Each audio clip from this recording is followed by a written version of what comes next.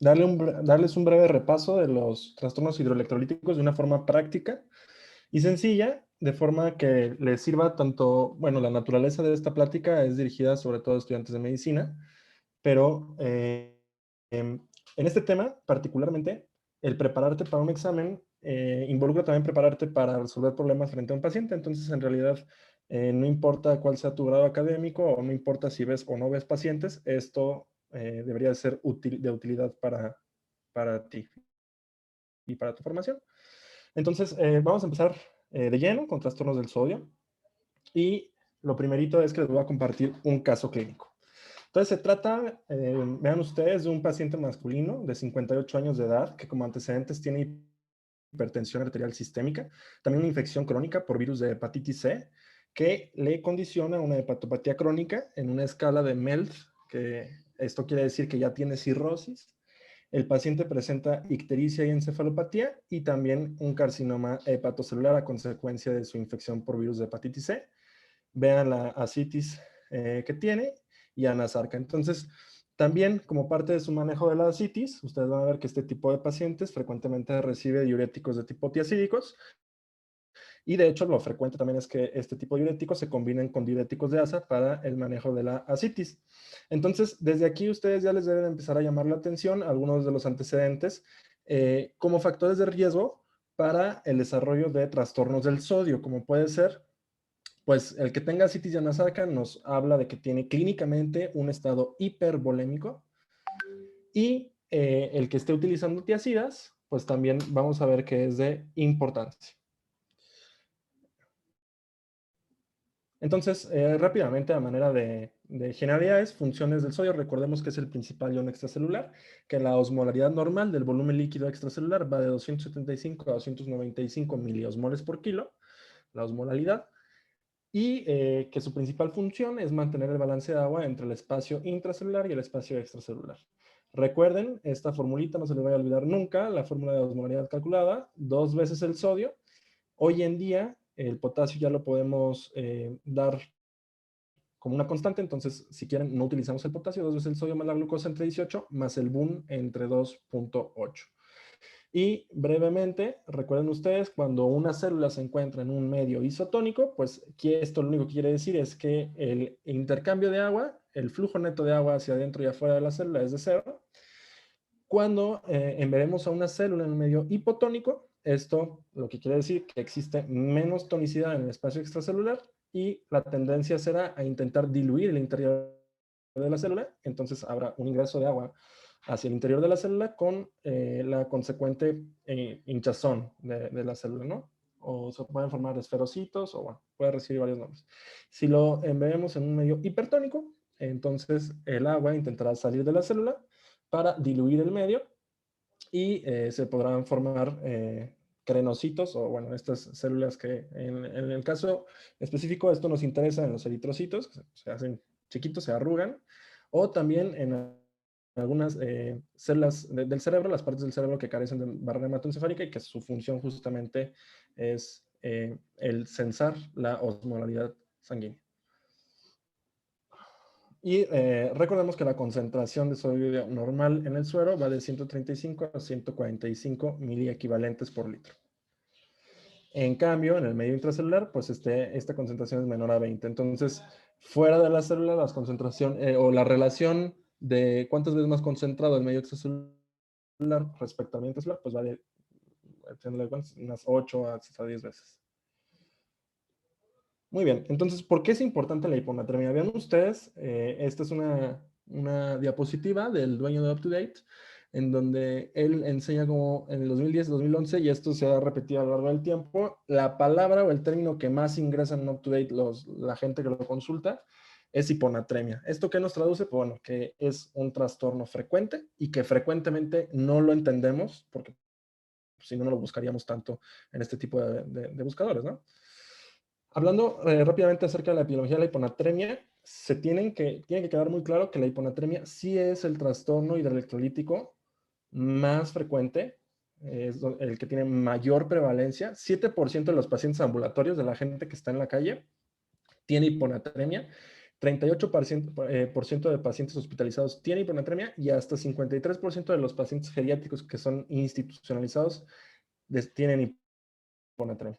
Vean ustedes aquí cómo en esta curva de edad, entre mayor sea la edad, mayor el grado de hiponatremia o la gravedad de la hiponatremia.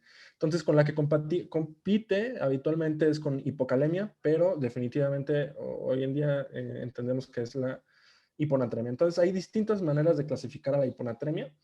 Una es dependiendo de los niveles de sodio sérico.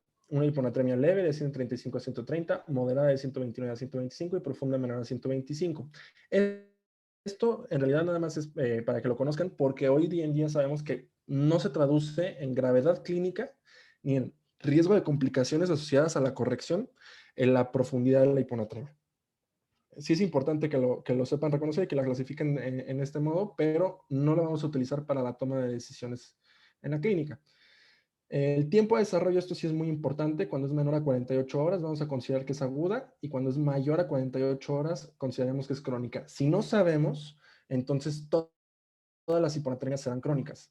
Y esto, ¿porque es importante? Esto sí es muy importante, porque todas las hiponatremias crónicas son las que tienen mayor riesgo de complicaciones asociadas a la corrección o a la sobrecorrección de la hiponatremia. Por la gravedad de los síntomas, por clínica puede ser asintomática, en donde incluso pacientes geriátricos se pueden expresar únicamente con síndrome de caídas o con deterioro cognitivo leve. La moderada, podemos tener náusea, confusión, cefalea, y la grave, pues tendríamos vómito, deterioro cardiorrespiratorio, somnolencia profunda, convulsiones y coma.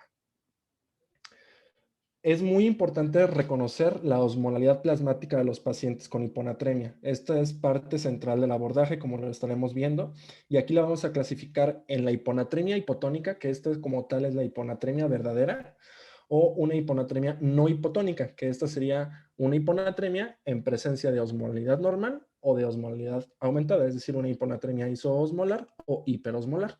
Y esta no la consideramos como tal una hiponatremia verdadera. La más frecuente es la hiponatremia hipotónica o hiponatremia verdadera.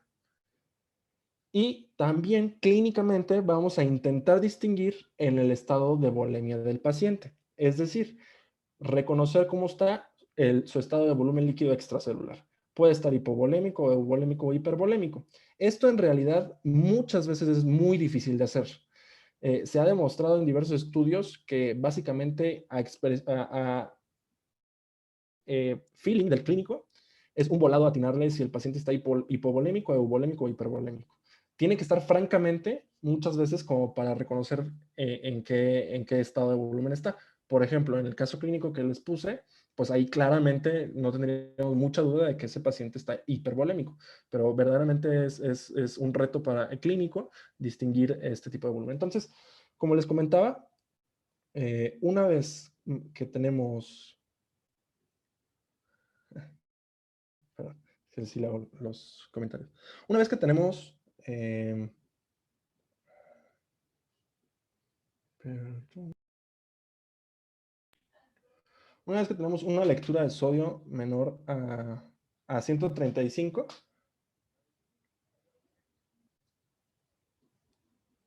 ahí está, vamos a ver cómo está su osmolalidad sérica. Entonces, esto lo hacemos a través de dos situaciones. Una es calcular la osmolalidad sérica a través de la fórmula que ya les comenté, y la otra es medir la osmolalidad sérica. En México y en países de desarrollo, todavía en muchos hospitales no cuentan con la herramienta para medir la osmolalidad, y hay otros que hasta en la gasometría, a todos los pacientes que se les haga gasometría, el gasómetro ya tiene un osmómetro que nos va a dar la lectura. Entonces, sí es muy importante medirla y calcularla. ¿Para qué? Para saber, como ya les había comentado, si estamos frente a un paciente con una hiponatremia verdadera o no.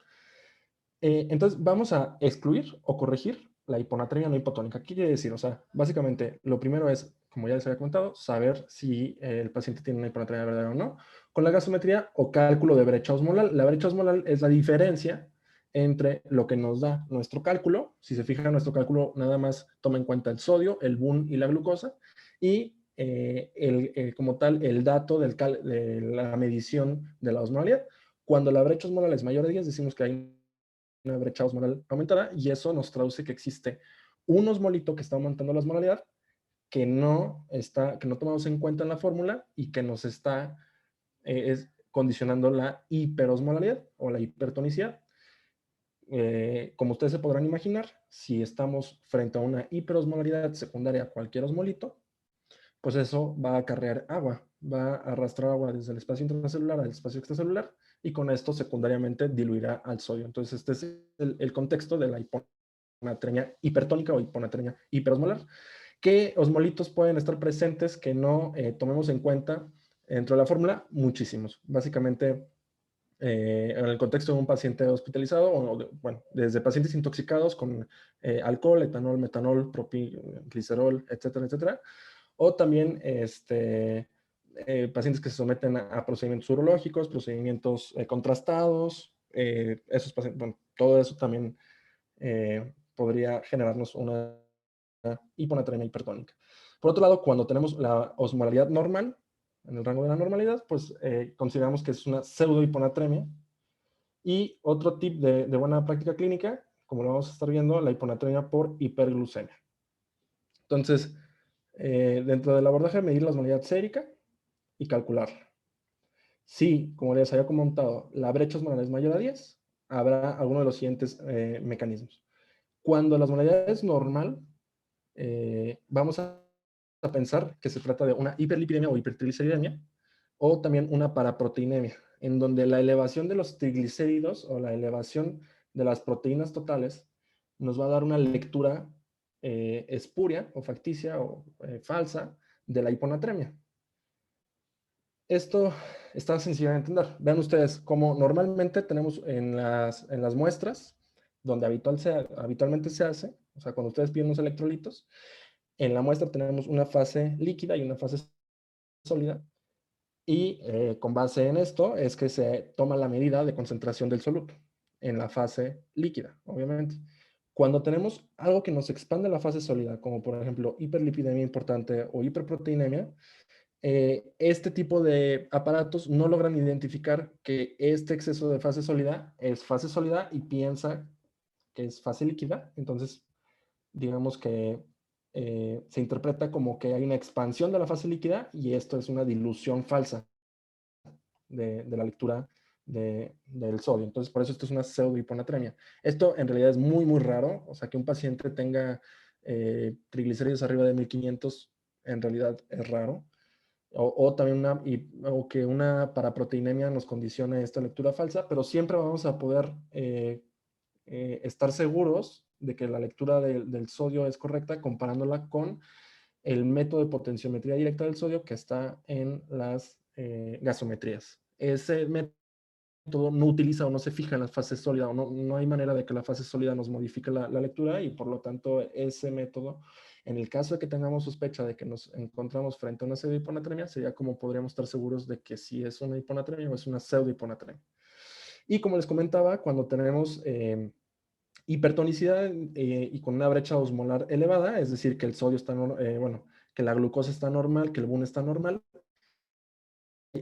algo más ahí nos está atrayendo agua y por lo tanto secundariamente diluyendo el sodio, como presencia de manitol.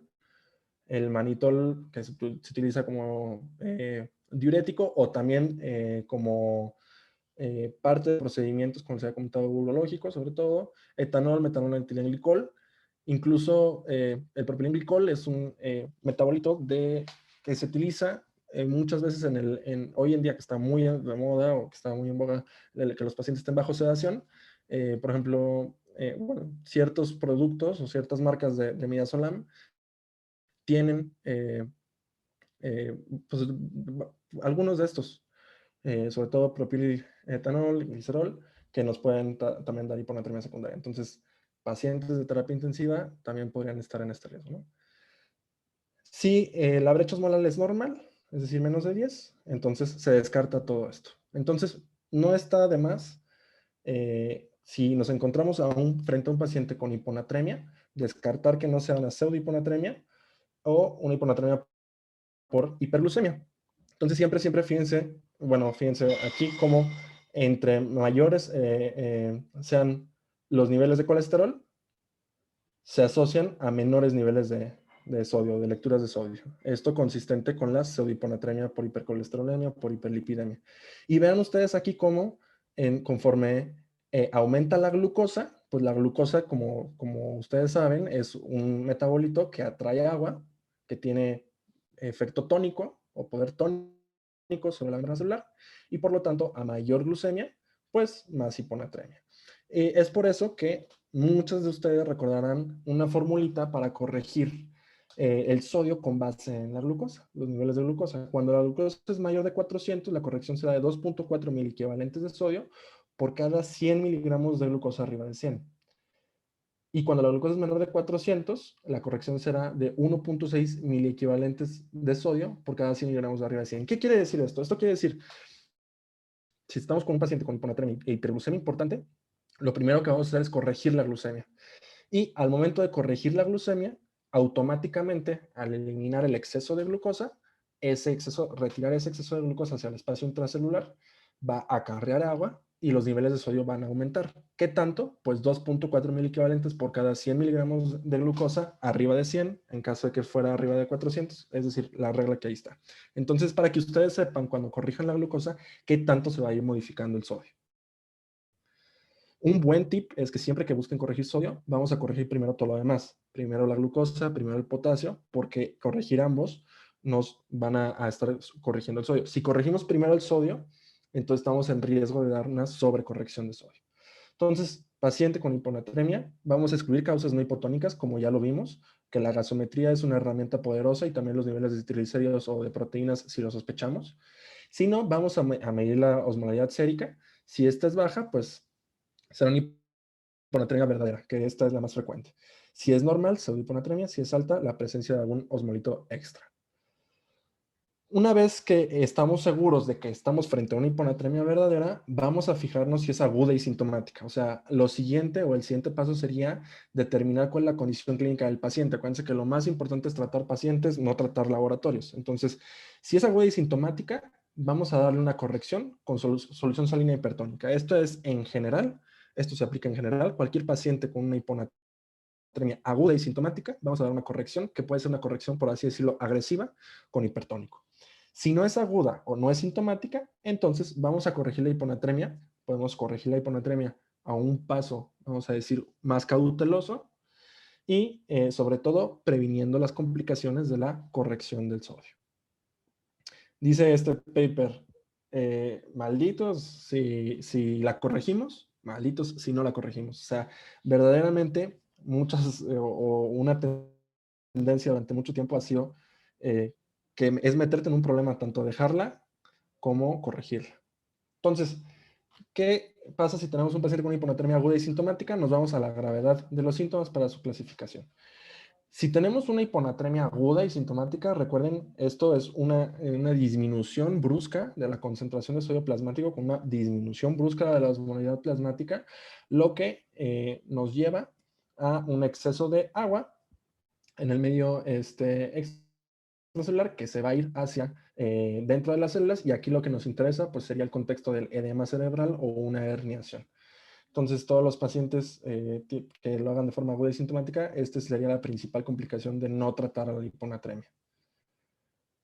Causas de hiponatremia aguda iatrogénica, postquirúrgica, una mujer premenopáusica, administración de líquidos hipotónicos con aumento de liberación de arginina vasopresina, irrigación con glicina en procedimientos, en cirugías, preparación para colonoscopía, inicio de tiacidas.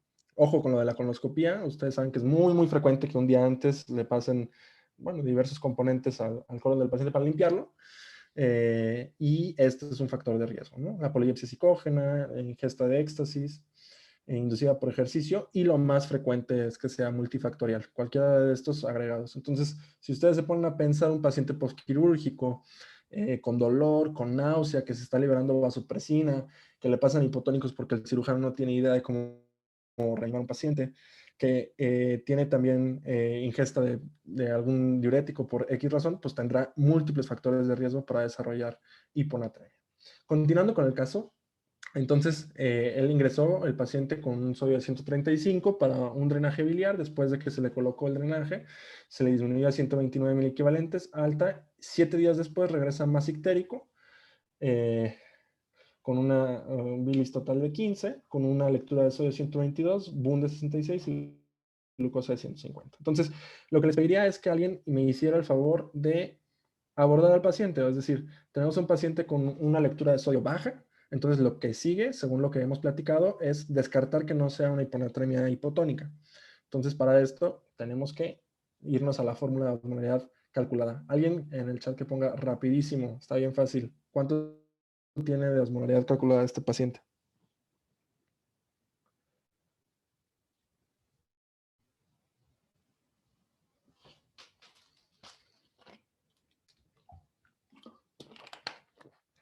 Sería 2 veces el sodio más su glucosa 150 entre, ya les voy a decir,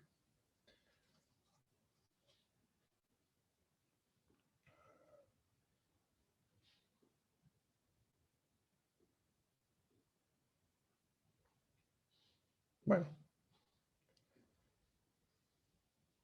a ver,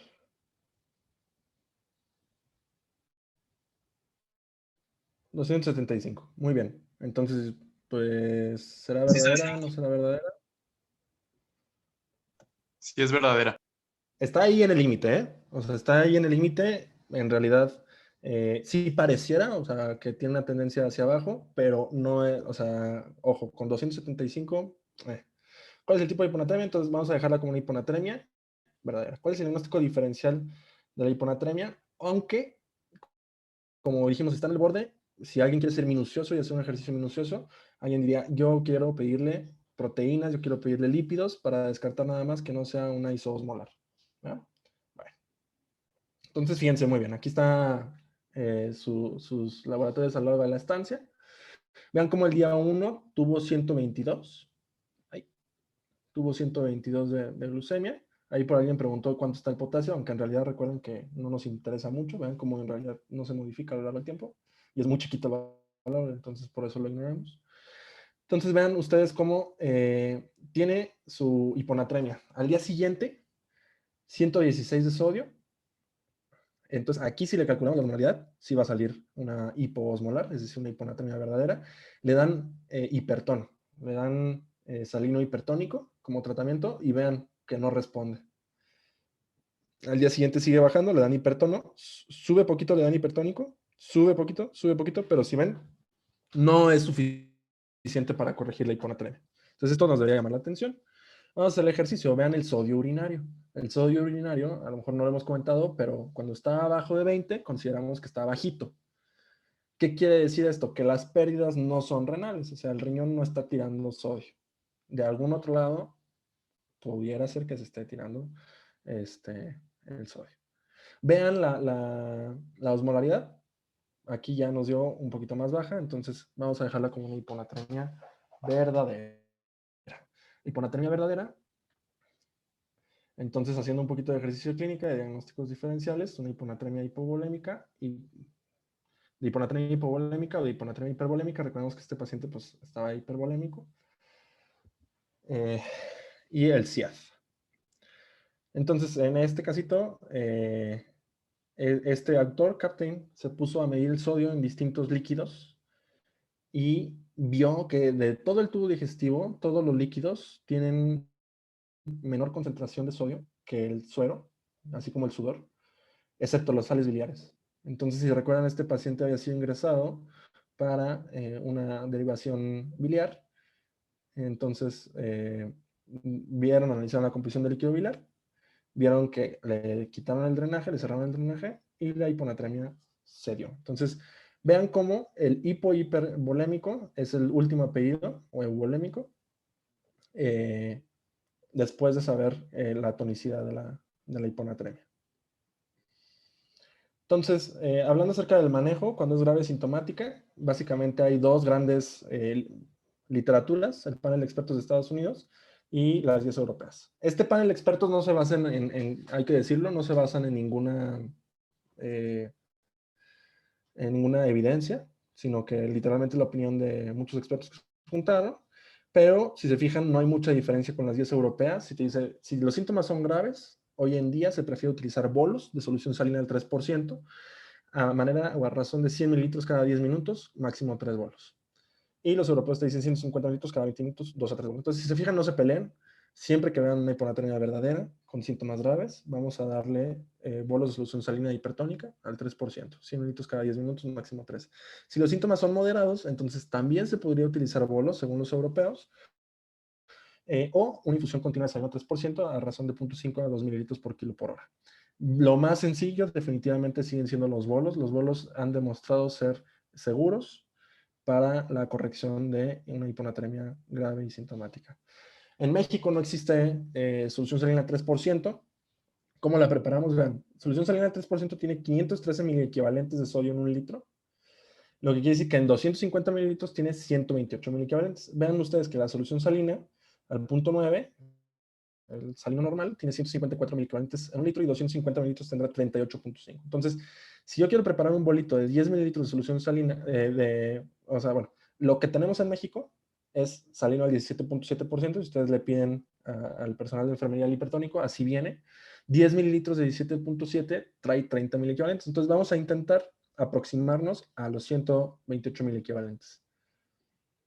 Entonces, fíjense ustedes, 250 mililitros de solución salina, 0.9, más 3 ámpulas del sodio hipertónico serían 38.5, más 90, 3 veces, 3 de estos, ya tendríamos 128 miliequivalentes en 280 mililitros. Si se fijan, esta preparación se parece muchísimo a lo que nos marcan aquí, ¿no?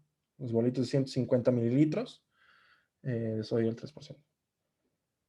La otra es 250 litros de agua inyectable, es decir, agua pura, más 4 ámpulas de hipertónico al 17.7%, serían 0 miliequivalentes de sodio más 120, pues nos queda 120. También se parece. Entonces, lo que se les haga más fácil para la corrección de los pacientes, y ya con esto pueden ir dando los bolitos de 100, 150 mililitros. Fíjense ustedes que en este paper lo que nos dicen es que el incremento de 4 a 6 miliequivalentes suele ser suficiente para corregir el edema cerebral y para corregir los síntomas. Entonces, en realidad, tampoco se tengan que clavar en un paciente que tenga 125 o una hiponatremia profunda en llevarlo al sodio normal. Si lo que nos preocupa es la clínica, si lo que nos preocupa es el deterioro neurológico, con elevarle 4 a 6 miliequivalentes parece ser más que suficiente. Acerca de las complicaciones de la sobrecorrección, los desenlaces neurológicos, vean ustedes, los casos crónicos que se les da una corrección lenta no se complican. Los casos crónicos que se les da una corrección rápida tienen secuelas transitorias y secuelas permanentes. Y, como les decía, estos casos crónicos son los que más cuidado debemos de tener, porque sabemos que el proceso de adaptación cerebral dura 48 horas. Entonces, después de 48 horas de hiponatremia, el cerebro ya está adaptado a esa nueva osmolaridad, y modificarlo de manera rápida es lo que nos llevaría a mayor riesgo de síndrome de mielinitis pontina o mielinitis osmótica. En los casos agudos, ahí lo que nos dice la evidencia es que podríamos corregirlo de una manera más agresiva y no corremos tanto riesgo de un síndrome de sobrecorrección. ¿Qué tanto hay que corregir? Siempre esto es algo que nos preguntan frecuentemente, y la verdad es que depende, pero vean ustedes, si nos vamos en una tasa de corrección mínima, ¿sí? Te dicen 4 a 8 miliequivalentes al día. Independientemente del riesgo, básicamente es 4 a 8, 4 a 6 miliequivalentes. El riesgo de síndrome de disfunción osmótica, básicamente los que tienen más riesgo son pacientes obviamente geriátricos, y el género femenino, sexo femenino, aumenta el riesgo de síndrome de osmótica. Si nos queremos ir altos, pues vean cómo con riesgo intermedio podríamos corregir hasta 10 a 12 miliequivalentes por día, o hasta 16 en 48 horas con riesgo alto. Entonces, no existe como tal un solo número, depende del riesgo del paciente y qué tan agresivos nos queremos ver para la corrección. Bueno, entonces regresando a nuestro algoritmo de abordaje, vamos a irnos en cuanto al abordaje diagnóstico a la osmolalidad urinaria. Esto porque en el contexto de un paciente con una hiponatremia verdadera, tenemos que saber si existe actividad de arginina vasopresina o no. Recordemos que la hormona antidiurética, su principal efecto es, recuerden, contra hacer pipí, es decir, la antidiuresis, no hacer pipí. Entonces esa es la reabsorción de agua con la consecuente concentración urinaria. Entonces es por eso que cuando se entiende que cuando la osmolaridad urinaria está arriba de 100, diríamos que hay presencia o actividad de vasopresina. Cuando está abajo de 100, no hay actividad de vasopresina. ¿De qué nos sirve esto? Recuerden cuáles son los principales estímulos de vasopresina. Y alguien va a decir por ahí, pues la hiperosmolaridad o la osmolaridad elevada es un estímulo importante de vasopresina. Así es. Pero también, y más importante, es la hipovolemia. ¿Sí? Cuando un paciente tenga, o cualquier paciente que se enfrente a una situación de hipovolemia, o de disminución de volumen circulante efectivo y que no estimule o con estímulo de vasoreceptores para subir la presión, este es un estímulo súper importante para la elevación de vasopresina. ¿Y de qué nos sirve saber si el paciente está en esto? Bueno, obviamente, clínicamente ya tendríamos que haber sospechado que el paciente esté hipovolémico. Y en este caso, siempre vamos a restaurar primero el volumen. Al restaurar el volumen, vamos a quitar el estímulo de liberación de vasopresina y por lo tanto la hiponatremia se va a empezar a corregir. Es importante de una vez comentarles que entonces a lo que le llamamos síndrome de secreción inapropiada de vasopresina o hormona antidiurética es cuando no existe el estímulo, ya sea hiperosmolaridad o hipovolemia, y aún así hay liberación de vasopresina. Y para esto comentar que la náusea es uno de los estímulos más potentes para la liberación de vasopresina, por ejemplo. Entonces, si tenemos a un paciente nauseoso, posquirúrgico, por efecto del anestésico incluso, que es súper frecuente, que está euvolémico con una adecuada reanimación posquirúrgica, pero lo vemos con hiponatremia, pues entonces dentro de nuestro abordaje, dentro de nuestro ejercicio clínico, el reto del clínico será encontrar la causa de la secreción inapropiada de hormona antidiurética. Y así hay muchísimas: cáncer, infecciones pulmonares, COVID da muchísima liberación, da mucho CIAD, da mucha secreción inapropiada de hormona antidiurética. De hecho, sabemos hoy que el COVID está asociado, o al principal trastorno hidroelectrolítico que está asociado es la hiponatremia. Entonces, si no hay actividad de vasopresina, diríamos, bueno, pues una polipsia primaria, una dieta baja en solutos o enfermedad renal crónica. Esas serían las causas. Si está elevado, como habíamos comentado, vamos a ver cómo está el volumen circulante efectivo. Si está normal, nuestra principal causa será un CIAD. Y fíjense, esta también está muy padre, muy importante. Un paciente euvolémico que no tiene CIAD, tenemos que ir a ver que no tenga hipocortisolismo o hipotiroidismo. Estas dos, hipocortisolismo e hipotiroidismo, son causas independientes de hiponatremia. Y esto, bueno, por diversas causas, en realidad no es como tal una secreción de hormona antidiurética, sino pues ahí no voy a tener a explicar exactamente el por qué, pero bueno, el chiste es que hipocortisolismo e hipotiroidismo son las causas independientes que vale la pena descartar cuando estemos abordando a un paciente con hiponatremia y no demos claro con la causa de la hiponatremia. Si el volumen circulante efectivo está bajo, pues entonces vamos a reanimar, estaríamos en el contexto de un paciente hipovolémico. O bien, recuerden que los estados edematosos, los estados donde tenemos hipervolemia, pues pueden cursar con volumen arterial efectivo circulante disminuido. Y esto estar estimulando a la secreción de hormona antidiurética. Por ejemplo, un paciente con edema o así como lo habíamos visto, con incurtición yugular o con una proteinuria importante, ahí pensando en falla renal, síndrome nefrótico, etc. Entonces, este es muy padre para distinguir entre cuando tenemos la duda clínica de si el paciente está hipovolémico o euvolémico. Vamos a irnos a ver estos parámetros. El FENA bajito quiere decir que el riñón está reabsorbiendo sodio, está ávido de sodio, por lo tanto, pues es ¿por qué? Porque hay una hipovolemia y el riñón quiere restaurar volumen o quiere perder menos volumen. Si hay euvolemia, pues un FENA elevado. Y es importante recordarles que cualquier paciente que tome cualquier tipo de diurético, pues no podemos utilizar el FENA, podemos utilizar la fracción de excreción de urea o de ácido úrico con estos niveles: menor a 55, menor a 55, menor a 12, mayor de 12. Y también los niveles de ácido úrico y BUN nos van a poder orientar hacia el estado volémico del paciente. Entonces, ya nada más rápido, a manera de como tipo que recuerden rapidísimo. Cuando tenemos un paciente con hiponatremia aguda y sintomática, no se complica en la vida. Vamos a darle solución salina hipertónica al 3%. Si es inducida por tiacidas, pues vamos a suspender el diurético y darle isotónico. Si hay pérdidas no renales, vómito, diarrea, cualquier drenaje, pues solución isotónica. Si hay insuficiencia cardíaca, el paciente está con disminución de volumen efectivo, vamos a tratar la insuficiencia cardíaca. Y aquí, algunos de ustedes habrán escuchado alguna vez del uso de baptanos para hiponatremia. Aquí es donde todavía quedan un poquito de papel de los baptanos. En realidad, hoy en día ya están básicamente fuera del manejo de la hiponatremia. El único contexto que alguien podría ahí comentarlos, y no verse mal, sería insuficiencia cardíaca. Cirrosis hepática por restricción de líquidos, igual baptanos. Insuficiencia suprarrenal, tratar la insuficiencia suprarrenal, ¿no? Igual hipotiroidismo, pues tratar el hipotiroidismo y darles isotónico. Aquí, como lo habíamos comentado, riñón predorsal, podemos dar fluorocortisona, solución isotónica. En el CIAD, encontrar la causa del CIAD, restricción de líquidos, diuréticos, tabletas de sal, baptanos.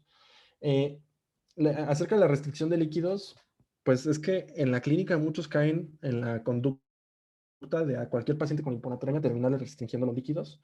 Sin embargo, es importante que no caigan en esto porque se pueden brincar muchas cosas en el abordaje y no estar seguros o no, que no esté muy claro cuál es el origen de la hiponatremia. Bueno, rápido acerca de la hipernatremia. Entonces, bueno, recordamos la formulita. En la hipernatremia siempre, siempre, siempre, siempre habrá hiperosmolaridad. No se puede que una hipernatremia no sea hiperosmolar. Nos vamos a fijar también en el tiempo. Aquí también es frecuente, tanto en pacientes internados como en pacientes externos. Y se tienen que dar estas dos condiciones a fuercititita para que un paciente tenga hipernatremia, que es que tenga de forma continua pérdida de agua con ganancia de sodio.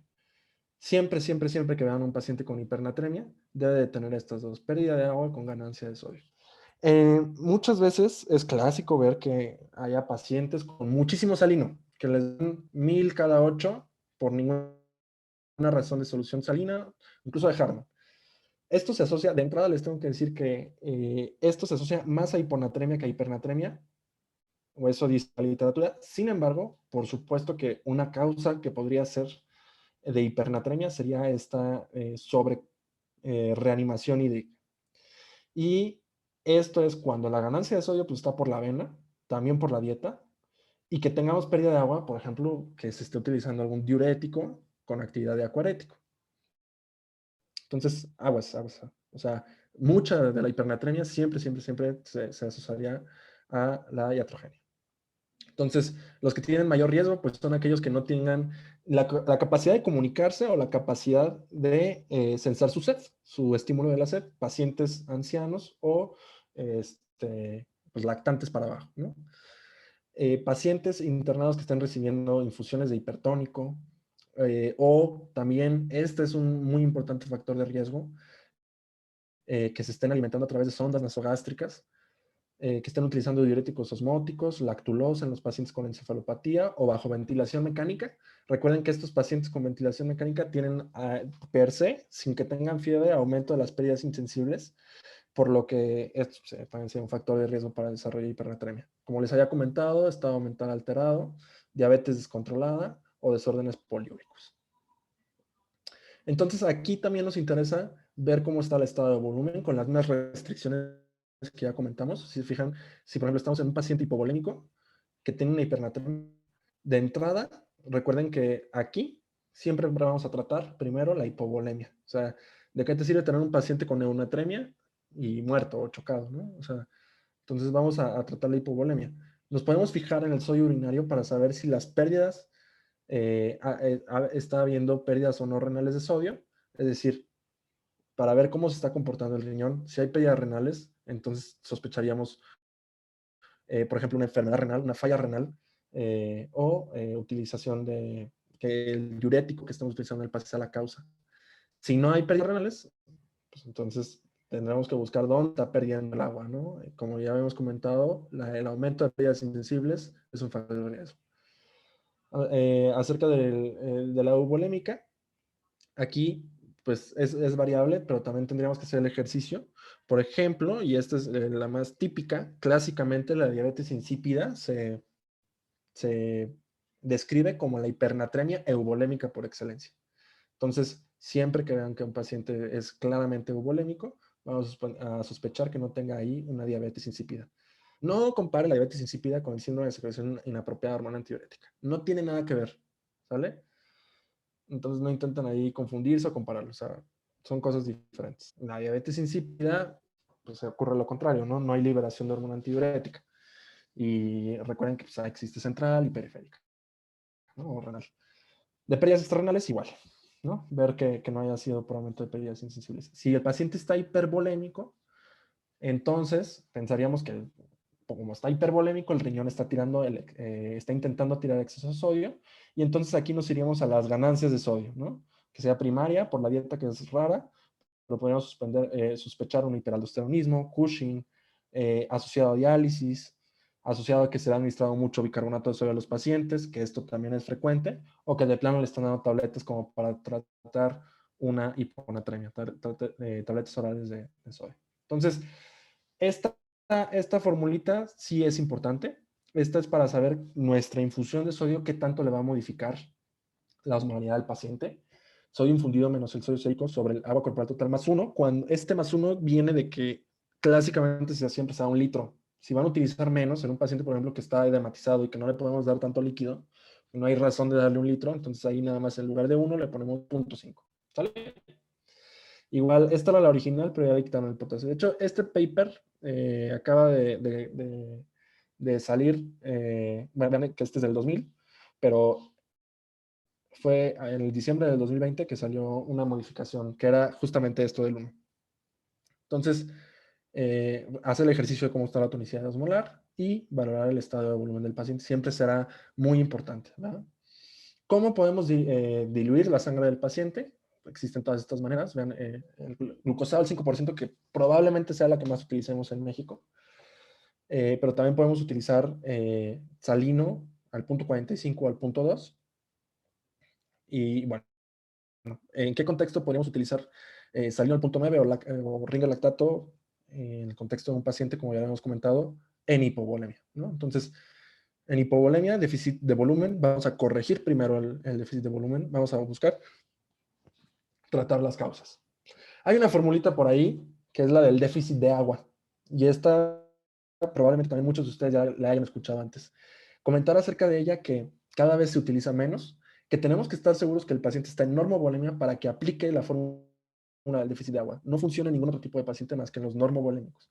Y que en realidad calcularle el déficit de agua para reponerle el agua y que el sodio disminuya, pues no nos modifica tanto cuando nosotros sabemos, por ejemplo, que el paciente tenga una concentración de sodio de 155 y mi meta, voy a decir algo, sería disminuirle 10 mil equivalentes en 24 horas.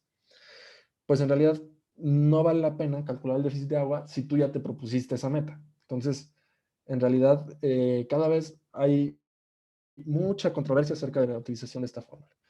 Y en la hipervolémica, por remover el sodio. ¿Podemos utilizar furosemida? Sí, definitivamente. Un poquito de lo mismo. Básicamente, recuerden que aquí sí nos guiamos mucho por el estado de volumen del paciente. Rapidísimo, trastornos del potasio. Recuerden que el potasio es esencial para muchos procesos fisiológicos, mantiene el potencial de membrana en reposo, también mantiene la propagación del potencial de acción neuronal y muscular, mantiene el tono vascular y tiene que ver con motilidad intestinal. Los niveles de potasio se mantienen normalmente dentro de límites muy, muy estrechos, lo que quiere decir que hay muchos mecanismos de regulación sobre el potasio y que, bueno, pues es y esto lo que nos traduce es que pequeñas variaciones en los niveles de potasio tienen una traducción muy significativa clínica, ¿no?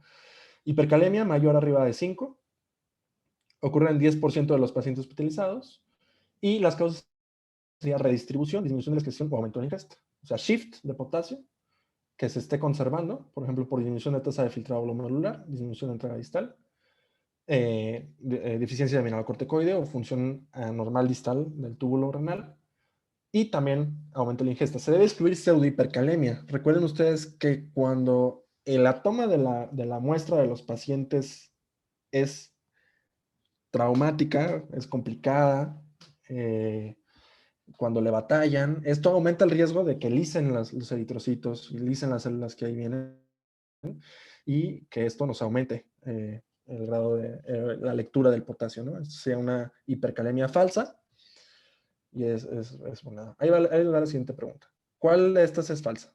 Ahí está el electrocardiograma. Dice, la hipercalemia frecuentemente tiene etiología multifactorial. El electrocardiograma es una prueba altamente sensible para hipercalemia. La hiperosmolaridad, por ejemplo, hiperglucemia, promueve la salida del potasio de la célula. La administración de levotiroxina promueve la entrada de potasio a la célula. ¿Alguien que opine cuál es la falsa?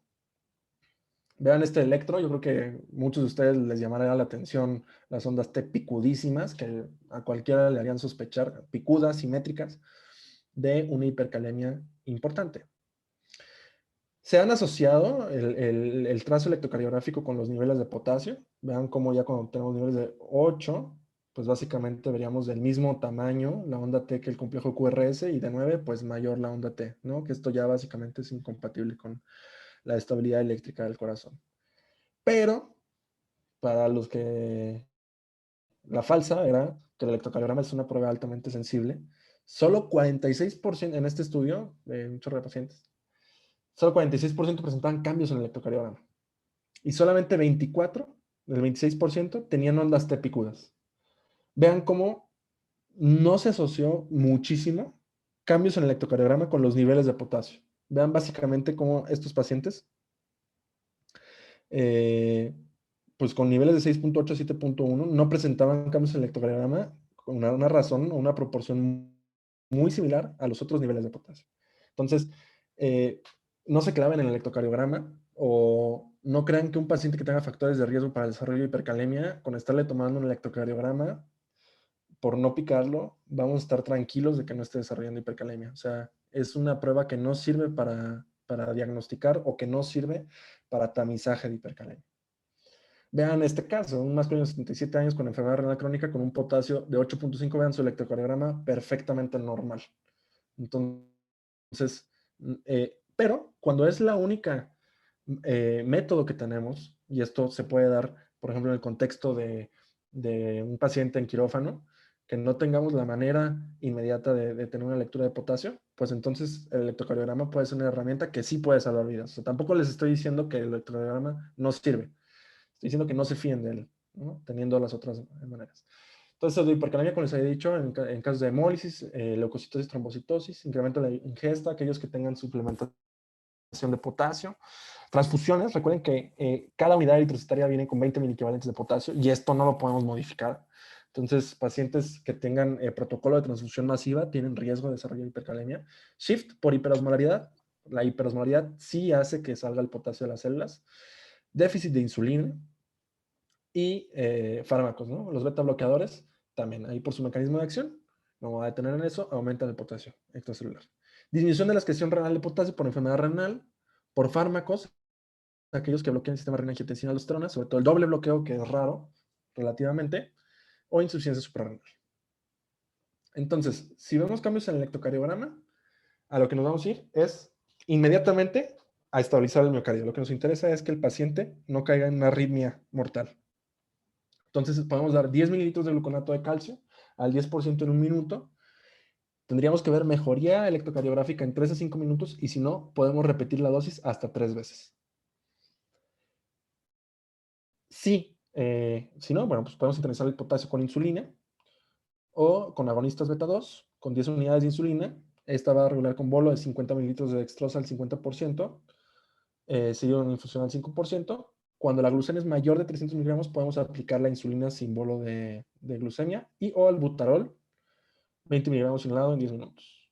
Bicarbonato cada vez pierde más poder. Bueno, desde hace miles de años perdió poder, solamente en el contexto de un paciente con acidosis. Entonces, este es muy importante de las medidas antihipercalémicas. Vean cómo la insulina empieza a tener efecto a partir de los 15 minutos y dura 2 horas.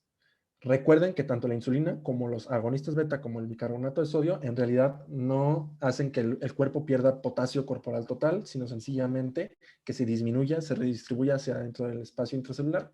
El albuterol empieza a actuar a partir de los 30 minutos y dura más de 2 horas. Y el bicarbonato de sodio tarda 30 minutos, dura de 2 a 6 horas. Furosemide es una herramienta muy valiosa porque, como pueden ver, tiene un inicio de acción de 5 a 15 minutos y dura de 4 a 6 horas. Y este como tal sí nos disminuye los niveles de potasio corporal. El caixelato, que no es muy accesible algunas veces, empieza a actuar a partir de 2 a 24 horas con una duración de 4 a 6 horas. La hemodiálisis, pues obviamente que sería la forma más, la mejor forma, la forma más óptima de disminuir los niveles de potasio.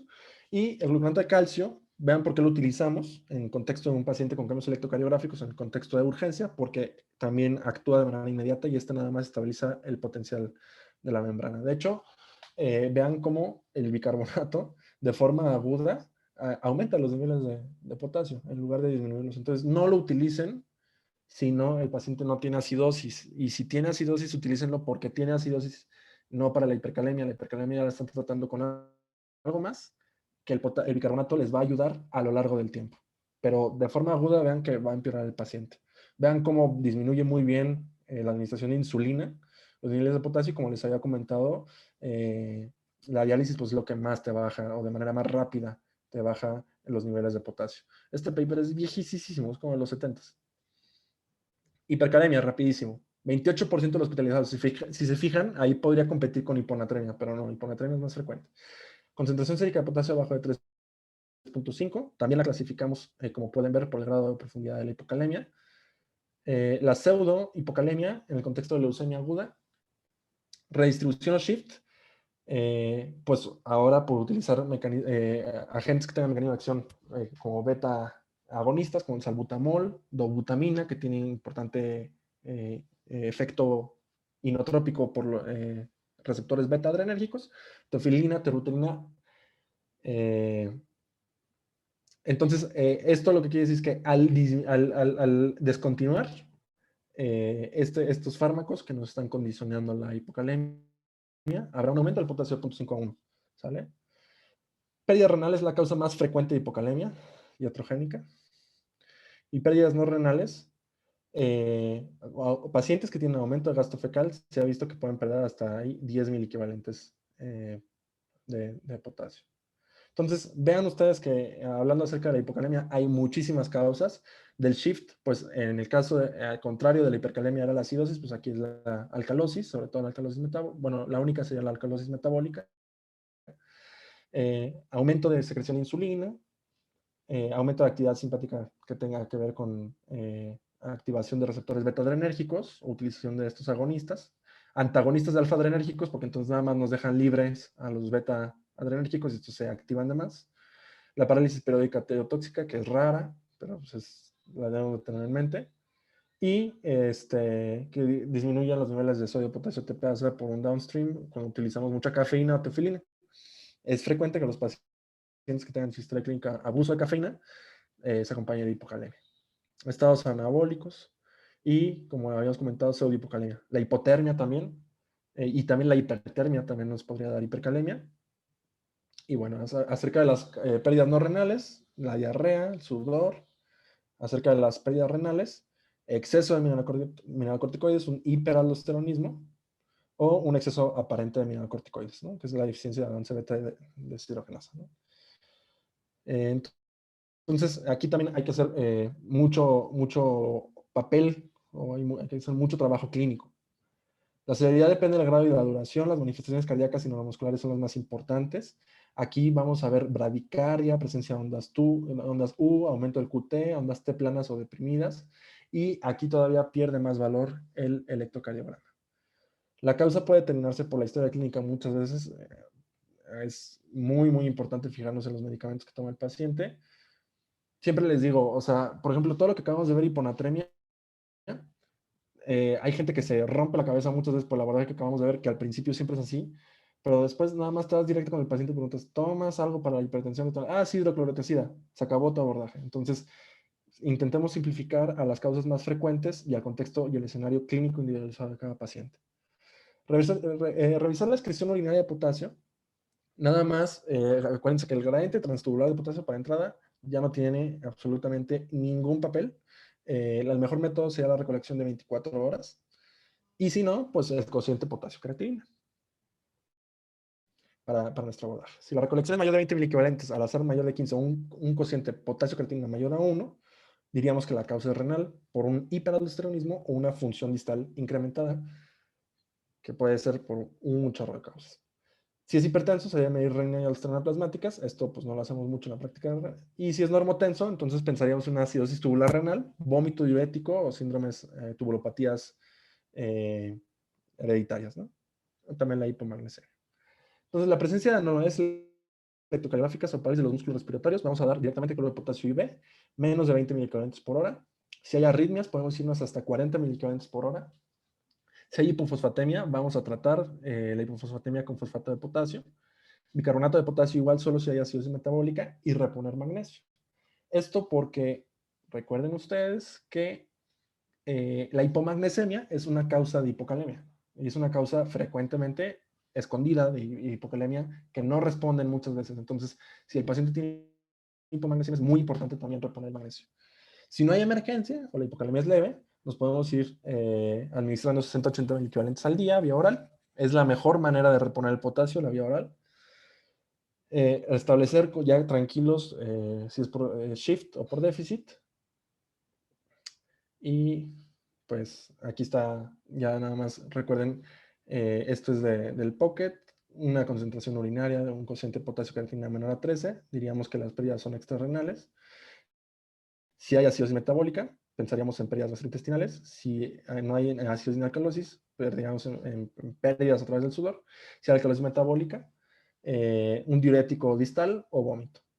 Si el cociente es mayor a 13, habrá pérdidas renales. Iríamos a ver cómo está la presión arterial del paciente y cómo está el estatus de ácido base. Si hay acidosis metabólica, pensaríamos en una acidosis tubular renal.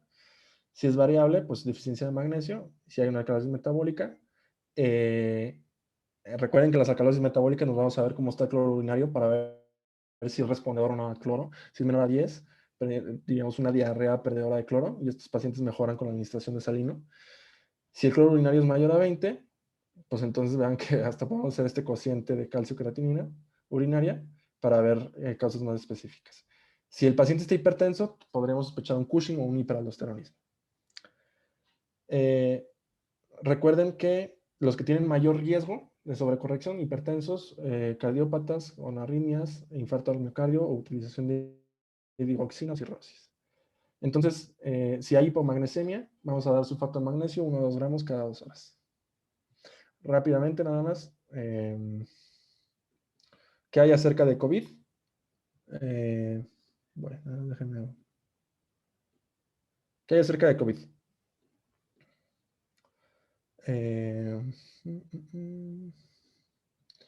Fíjense bien, COVID, ¿por qué nos da alteraciones hidroelectrolíticas? Por muchas causas. Ya sabemos que COVID se asocia a falla renal aguda. Se asocia a falla renal aguda, a trombosis microvascular, daño glomerular. También por ahí se asocia, como habíamos comentado, a CIAD por el daño pulmonar y también por daño cerebral. Entonces, existe y que pues, los pacientes que tienen enfermedad renal son aquellos que tienen mucho mayor riesgo de estar hospitalizados por COVID. Vean este metaanálisis en el cual se encontró de forma significativa que hay en la mayoría de estos dentro del rango clínico significativo de hiponatremia. Estos de acá serían, estos que están viendo aquí, no tienen mucha relevancia clínica, sin embargo, sí son estadísticamente significativos. El cloro, pues no da para nada, el calcio no da para nada, y el potasio pareciera que también es significativo, pero no tiene ninguna significancia clínica. Entonces, verdaderamente el trastorno hidroelectrolítico que se asocia per se a COVID-19 es la hiponatremia. ¿Por qué? Pues múltiples causas, como ya hemos dicho, falla renal aguda, regulación a la baja de la enzima convertida en angiotensina, disfunción del sistema renina-angiotensina, secuestro de electrolitos por el sistema fagocítico nuclear, lisis celular, tormenta de citocinas. Entonces, en estos pacientes vamos a buscarle. Recuerden que, sobre todo cuando hay cardiopatía o aumento de volumen extracelular, la hiponatremia se asocia a mayor riesgo de mortalidad. me despido con esta frase que me gusta mucho: se te puede despojar de todo excepto lo que tienes dentro de tu cabeza. Entonces, aprovéchalo, cuídalo y valóralo. Nada más a manera de anuncio, acaba de salir este manualito de monitoreo hemodinámico y gasométrico, en donde tuve la oportunidad de escribir un par de capítulos justamente acerca del manejo de líquidos en el paciente en estado crítico y de desórdenes hidroelectrolíticos, donde básicamente todo lo que acabamos de ver está ahí de manera muy práctica y muy sencilla. Lo pueden buscar en Facebook y ahí lo pueden adquirir sin ningún problema. Entonces, no sé si exista alguna duda rápida eh, acerca del tema. Si no, pues ahí nos despedimos.